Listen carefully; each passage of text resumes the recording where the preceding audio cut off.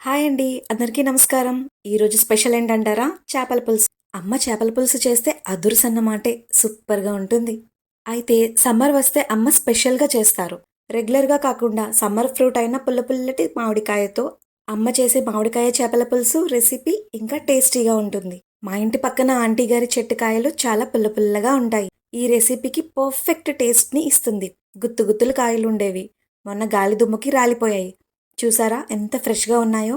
ఇంకా రెసిపీలోకి వెళ్ళిపోదామా? మామిడికాయ చేపల పులుసు చేసుకోవడానికి ముందుగా శుభ్రంగా కడిగి 2 మామిడికాయలను హాఫ్ లీటర్ నీటిలో ఉడికించాలి. అమ్మ పులుసుని చిక్కగా చేస్తారు, మీకు పలుచగా కావాలనుకుంటే వాటర్ ఇంకా కొంచెం యాడ్ చేసుకోవచ్చు.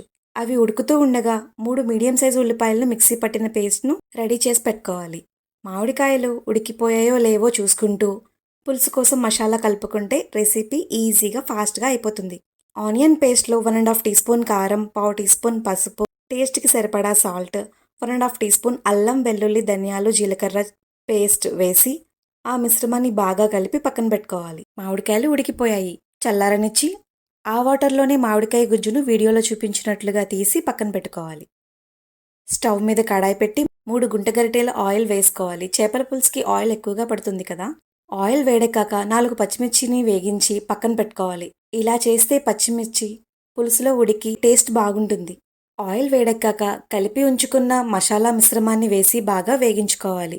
పచ్చివాసన పోయి కమ్మటి సువాసన వచ్చేదాకా వేగనిచ్చి అప్పుడు చేప ముక్కలను వేసి జాగ్రత్తగా కలుపుకోవాలి. ఇవి కొయ్యంగా చేప ముక్కలు. ఏంటి తలా తోక ముక్కలు ఉన్నాయి ఏంటి అనుకుంటున్నారా? ఫ్రై కోసం అమ్మ ముక్కలను తీసి పక్కన పెట్టారు. 2-3 నిమిషాల తరువాత మూత పెట్టి మగ్గనిచ్చి మళ్ళీ ముక్కలు విరగకుండా కలిపి మామిడి గుజ్జును వేసి జాగ్రత్తగా అంతా కలిసేలా కలుపుకోవాలి. ఈ రెసిపీని ఏ చేపలతోనైనా చేసుకోవచ్చు. ఫిష్ మసాలా పౌడర్ ఇంట్లోనే చేసి పెట్టుకున్నదండి. 1.5 టీ స్పూన్ వేసి బాగా కలిపి మూత పెట్టి పావు గంట నుంచి 20 నిమిషాల పాటు లో ఫ్లేమ్ మీద ఉడకనివ్వాలి. ఎందుకంటే మామిడి గుజ్జు అడుగంటకుండా ఉంటుంది.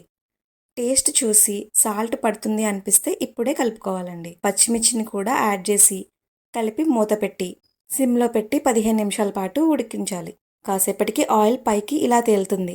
మూత తీసి కొత్తిమీర కరివేపాకు తురుమును పైన వేస్తే వాటి ఫ్లేవర్ పులుసుకి యాడ్ అవుతుంది. 1-2 నిమిషాలు మగ్గనిచ్చి దించేయడమే. గుమగుమలాడే పచ్చి మామిడికాయ చేపల పులుసు వేడివేడి అన్నంలోకి రెడీ. మాకు సముద్రం దగ్గర కదండి, ఎర్లీ మార్నింగే ఫ్రెష్గా చేపలు దొరుకుతాయి. ఇంకా సముద్రపు చేపలు హెల్త్కి చాలా మంచిది కూడా. మేము ఎక్కువగా ఇవే యూజ్ చేస్తాము. మీకు ఏ చేపలు దొరికితే ఆ చేపలతో ట్రై చేయొచ్చు. చెరువు చేపల్లో టేస్ట్ ఉంటుంది కదండి. పులుసు చేపలు, బొచ్చు, శీలవతి, కొర్రమీను, బొమ్మిడాయలు ఇంకా చాలా ఉన్నాయి కదా, వాటితో ఇంకా టేస్టీగా ఉంటుంది. ఏంటి మీకు నచ్చిందా? అయితే ట్రై చేస్తారా? ట్రై చేసి మీకు ఎలా అనిపించిందో కమెంట్ చేయండి. Thank you.